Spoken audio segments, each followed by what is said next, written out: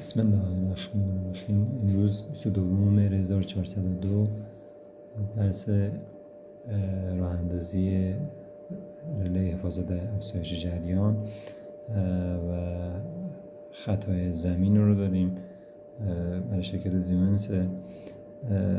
برای این کار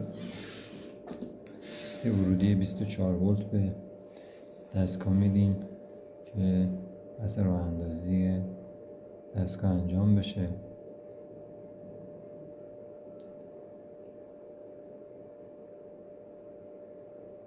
شماره دستگاه، شماره سریالش، تنظیماتی که داره،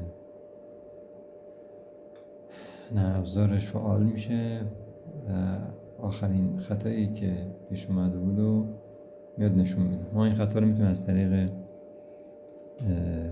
منوی تست از بین ببریم بیام تو صفحه اول. برای شروع کار اینه که این LED ها کاملا سالمه.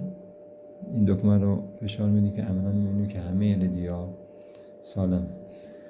برای آزمون‌های خروجی این دستگاه تو بخش برمیگم دوباره سریع گفتم تو بخش ستینگ میریم تو منتنس.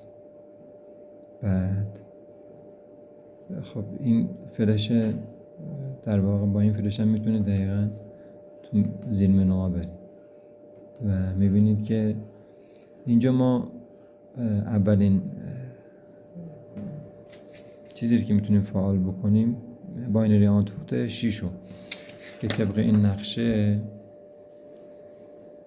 اینجا باینری آوتپوت 6 یه 10 ولت به سر مشترک وصل کردیم و اون ورش رو وصل کردیم به یه LED که نشون بدیم که آقا ما تونستیم این اتصال رو برقرار بکنیم و اون فرمان لازم رو در خروجی مدار ایجاد بکنیم که BO6 حالا پای 11 شه، BO7 13 است و BO8 15 است. الان اتصال ما رو پای 15 است که به محضی که به BO8 فرمان میدیم عملا LED روشن میشه. خب BO8 هم تو حالت 51G خط تیره 1 اتفاق میفته BO8 که فعال میشه. عملا والا با تایید این قسمت میگه این تست رو انجام بدم. بله، انتر و تایید. بعد از 9 ثانیه این LED فرمان میگیره و عملا نشون میده که ما عمل کردیم صحیح. بله و خطا گرفت و این BO8.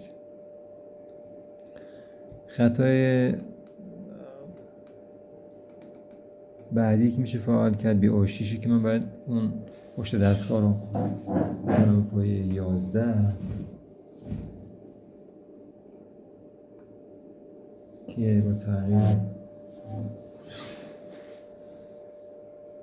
این منو ما میتونیم این بخش رو هم تست بکنیم. تایید و این دیدی بازم دوباره بعد از 9 ثانیه تغییر وضعیت خواهد. بله اینجا چیزی روشن نشد اما خب این LED تغییر وضعیت. و از اون میتونیم بیایم تو فازهای A, B, C.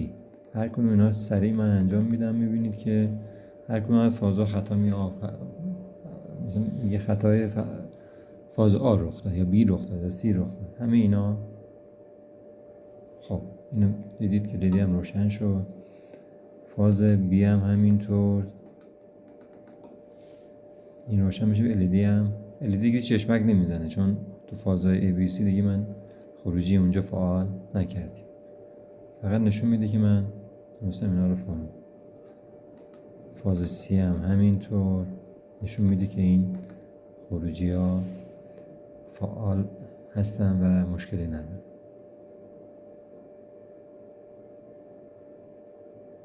این هم فاز C. حالا میخوام ارتفالت هم راه بندازیم. باید بیایم تو قسمت 51G L6 اینم فعال میشه. ببینید ارتفالت هم اینجا فعال خواهد شد. 3 2 این ارتفاعات هم اینجا فرش. الان میمونه این دوتای آخری که در واقع با بریم تو بخش برگردیم عقب تو تنظیمات آوتپوت کانفیگ رو فعال کنیم ماتریکس میتونیم هر کدوم اینا رو فعال کنیم مثلا تو این BO6 بیایم توی جای دیگه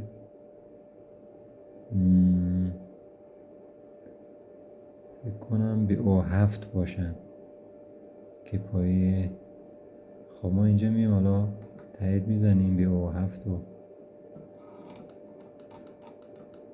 اینم فعال میکنیم یه تایید میگیریم تایید کردیم حالا باید بریم بیرون کلا میایم بیرون تو منتنس تایید خب تو کدوم کار کرده بودیم تو پنجره اونو پایه 13 فعال کردیم که عملا الان تایید بکنیم میتونیم این LED رو هم عملکردش رو ببینیم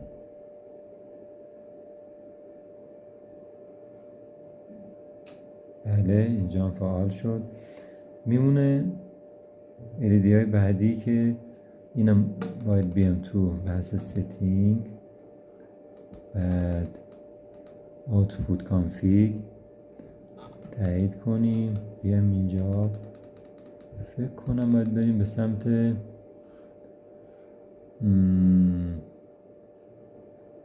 حالا دقیق نمیدونم حالا اینو میتونیم ببینیم کجا باید بریم میریم جلو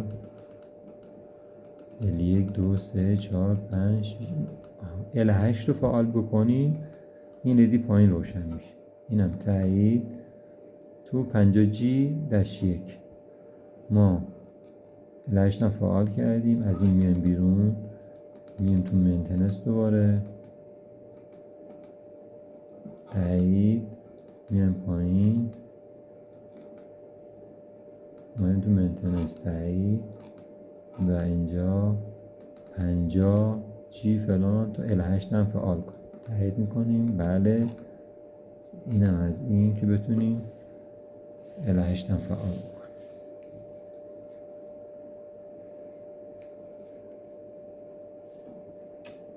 بله اینم خب تنظیم بعدی ما میاد رو L9 همونو ما میتونیم بیایم چیکار بکنیم تو آوتپوت کانفیگ تایید و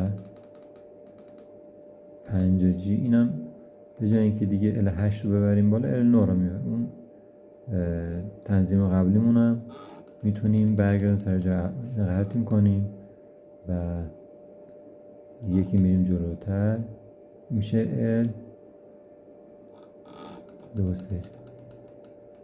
L9 یک میکنیم این قسمت رو بعد برمیگردیم تو منتنس و این بار تو همون 50G نورم فعال میکنیم که این LED خاموشه عملکردش رو ببینیم تایید بله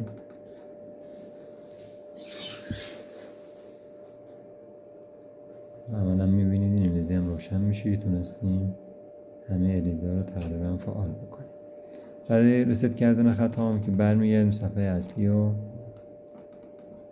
با فشردن دکمه ریست همین دکمه ریست میشه برمیگرده به حالت اولمون که درش قرار داشتیم با تشکر یا علی